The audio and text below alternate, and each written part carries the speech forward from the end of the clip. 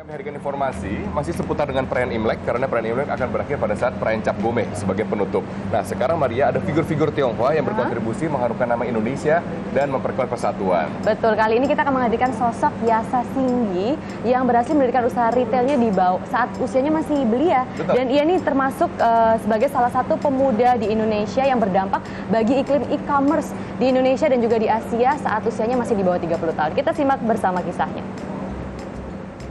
Berusia di bawah 25 tahun namun memiliki unit bisnis yang mampu membawa namanya menjadi 30 orang pemuda di Asia yang memiliki dampak bagi industri e-commerce baik di Indonesia maupun juga di Asia versi majalah Forbes. Saat ini saya sedang bersama dengan Yasa Singgi yang merupakan CEO dari Men's Republic. Halo Yasa, selamat pagi. Halo Raka, pagi baik. Yasa, boleh ceritakan nggak sih nama kamu masuk dalam majalah Forbes sebagai 30 orang yang berpengaruh bagi industri e-commerce. Apa maknanya buat kamu sendiri? Pas pertama kali saya dapat informasi dari majalah Forbes, saya merasa itu seperti bukan kenyataan. Saya merasa itu seperti mimpi, karena saya merasa sebenarnya masih banyak anak-anak muda lain yang punya prestasi lebih besar daripada saya. Dan apalagi waktu itu tahun 2016 saya masuk ke dalam majalah Forbes di 30 Under 30 sebagai predikat yang termuda juga. Waktu itu masih usia 20 tahun.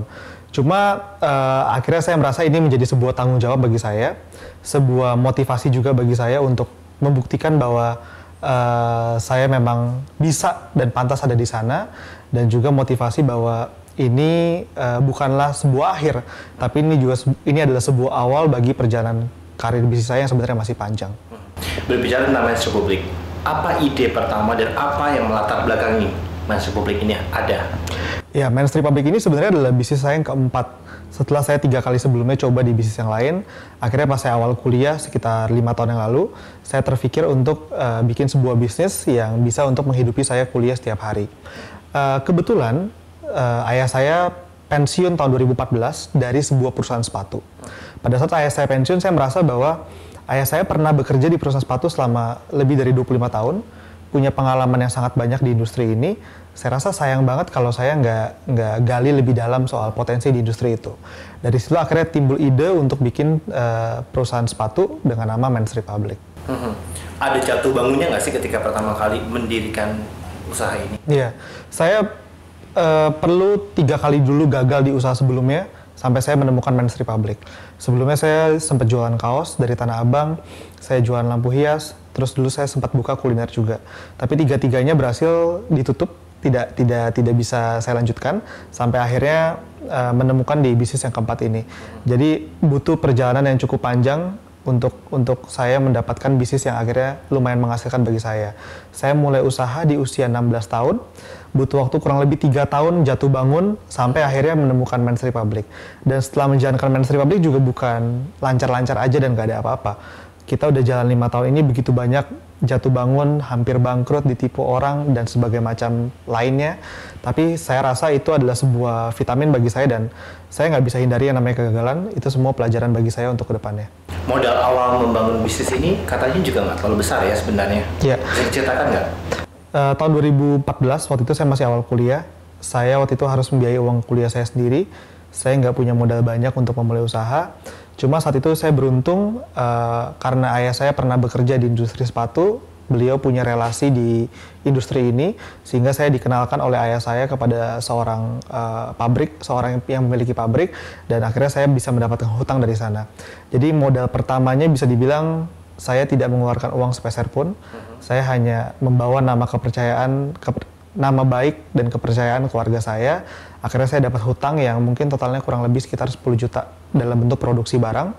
Saya jual barang tersebut dan saya bisa bayar hutangnya dan saya produksi lagi untuk yang berikutnya akhirnya. Sekarang saya dengar produk-produk Men's Republic ini bahkan bukan hanya di Indonesia saja, tapi juga dipasarkan ke mancanegara. Itu kemana aja ya?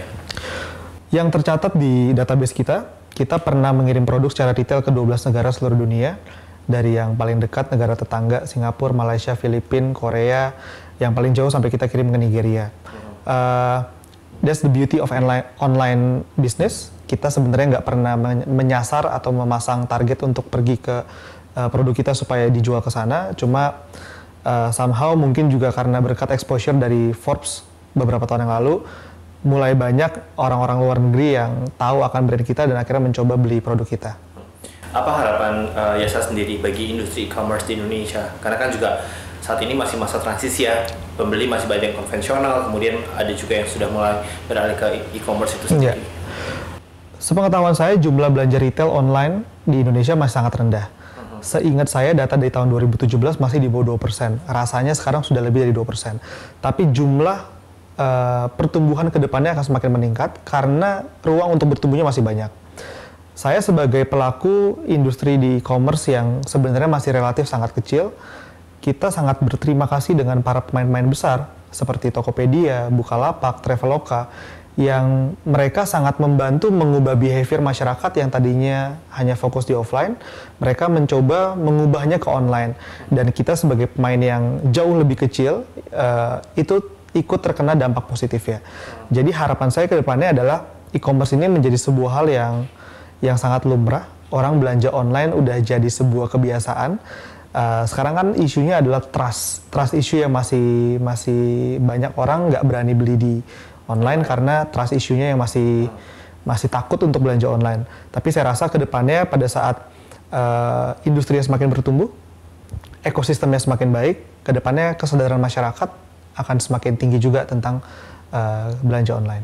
Lalu apa pesan kamu atau tips kamu buat teman-teman muda yang juga ingin mulai merintis usaha tapi bisa dibilang modalnya nol nih sama kayak kamu itu seperti apa? Berawal dari saya memulai usaha, saya melihat kembali perjalanan usaha saya merasa bahwa ternyata memang modal uang itu bukanlah hal yang utama dalam memulai usaha. Tidak dipungkiri modal uang pasti penting, tapi ternyata bukan yang paling pertama. Saya memulai usaha saya tahun 2014 bisa dibilang hanya dua saat itu modal saya. Modal keberanian untuk memulai, dan yang kedua modal kepercayaan.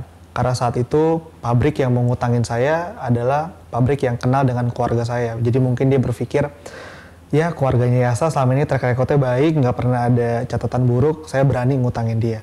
Jadi di situ saya belajar bahwa ternyata dalam memulai usaha tidak perlu modal uang. Tapi selama kita punya modal keberanian, kita punya track record yang baik selama kita hidup, itu sudah modal yang lebih dari cukup dibandingkan uang.